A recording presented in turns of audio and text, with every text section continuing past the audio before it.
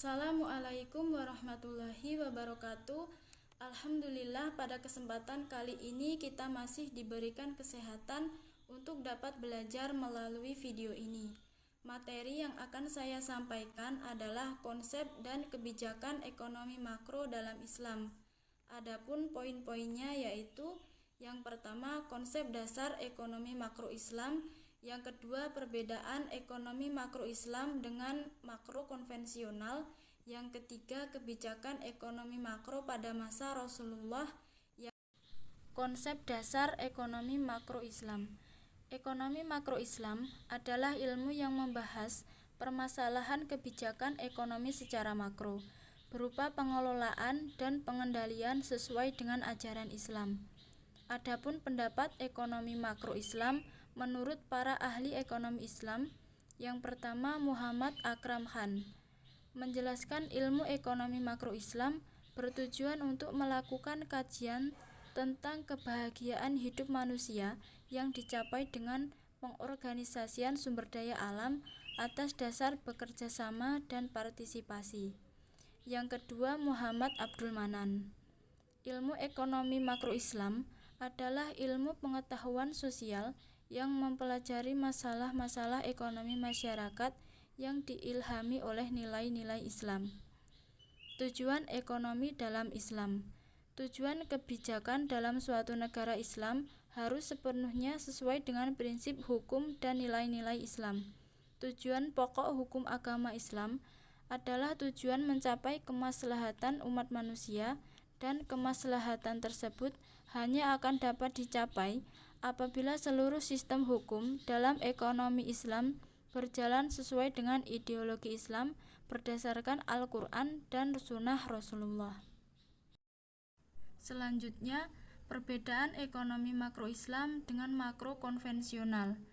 Dalam teori makro, kita menggolongkan orang-orang atau lembaga-lembaga yang melakukan kegiatan ekonomi menjadi 5 kelompok besar, yaitu rumah tangga, produsen, pemerintah, lembaga-lembaga keuangan, dan negara-negara lain.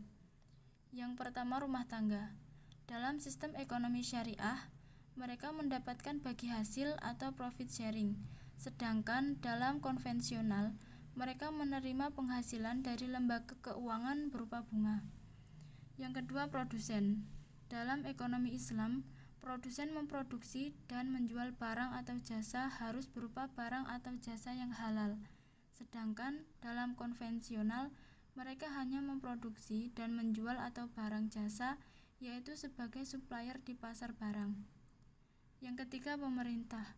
Pemerintah meminjam uang dari negara lain, namun dalam ekonomi Islam, pinjaman adalah pembiayaan yang sesuai dengan syariah dan bebas riba. Yang keempat, lembaga-lembaga keuangan. Di sini lembaga keuangan menyediakan kredit dan uang giral atau sebagai supplier di pasar uang. Namun dalam ekonomi Islam, kredit di sini berarti pembiayaan secara syariah dan bebas bunga atau interest. Yang kelima, negara-negara lain. Dalam konvensional, negara lain menyediakan kebutuhan barang impor sesuai permintaan atau sebagai supplier di pasar barang. Tetapi dalam ekonomi Islam, barang impor terikat dengan status kehalalannya. Kebijakan ekonomi makro pada masa Rasulullah. Yang pertama, melalui kebijakan fiskal pada masa Rasulullah.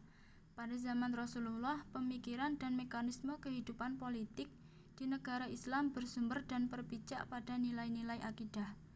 Lahirnya kebijakan fiskal di dalam dunia Islam dipengaruhi oleh banyak faktor.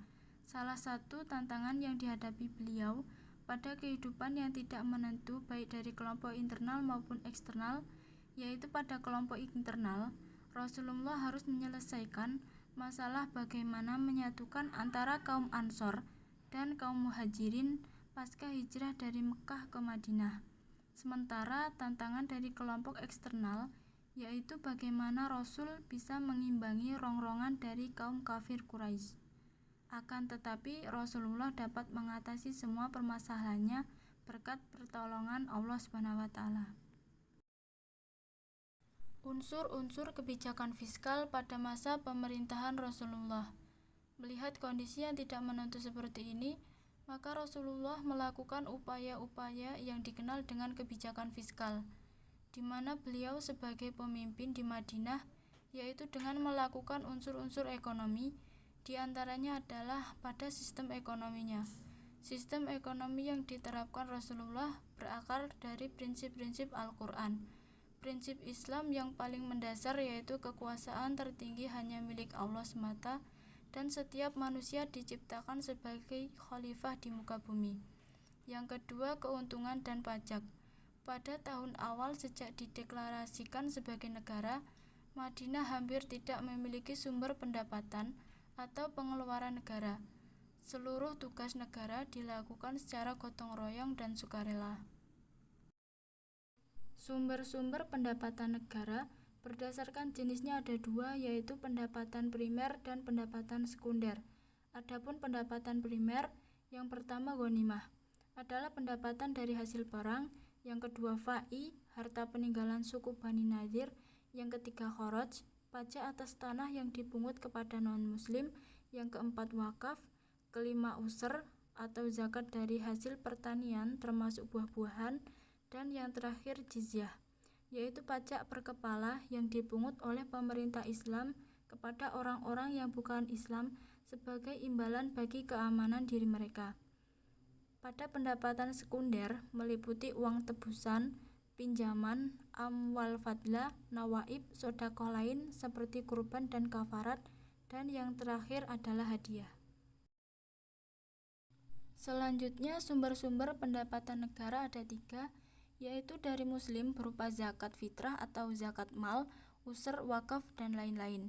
Dari non-muslim berupa jizyah, kharaj, dan usr sebesar 5%. Dan pinjaman umum yaitu ghanimah, fa'i, uang tebusan, pinjaman dari muslim atau non-muslim, dan hadiah dari pimpinan atau pemerintah. Yang keempat, pengeluaran negara di masa Rasulullah meliputi pengeluaran primer dan pengeluaran sekunder.